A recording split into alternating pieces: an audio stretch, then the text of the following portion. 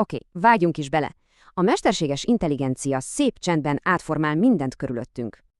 Igen, már ott van az otthonodban is, befolyásolja, hogyan használod az energiát, sőt a mindennapjaidat. De nem csak ott, a pénzügyeinket is gyökeresen megváltoztatja, sőt az egész gazdaságot. És persze, a jövőnket is formálja. Megváltoztatja a tanulást és felkészít a holnap munkaerőpiacára. Na de nézzük ezt meg közelebbről. Kezdjük a személyes dolgokkal, mondjuk azzal, ami otthon történik. Gondolj bele, az EMI figyeli a fogyasztásod és magától beállítja a fűtést, hogy spórolj a számlán.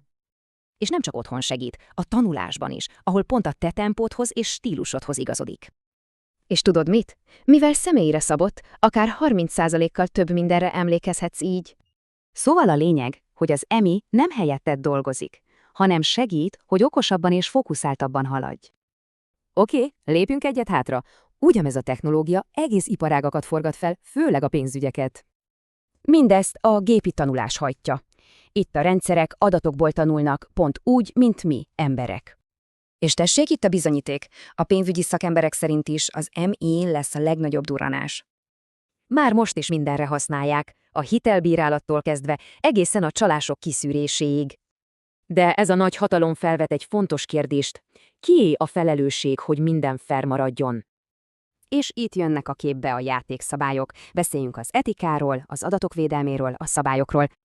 A GDPR-hoz hasonló szabályok például pont ezért léteznek, hogy megvédjék a személyes adatainkat. A lényeg egy megosztott felelősség. Te döntesz az adataidról, a szolgáltató pedig biztosítja a védelmet. A nagy tech cégek is ilyen alapelvek mentén dolgoznak, hogy az EMI méltányos és biztonságos legyen. Jó, de mit jelent mindez rád nézve, a te karrieredre, a te jövődre? Nos, az EMI tudás lassan megkerülhetetlen, hamarosan 10-ből 8 álláshoz elengedhetetlen lesz. Szóval az EMI egyre többet tanul rólunk. A nagy kérdés most már az, mi mit akarunk tanulni róla.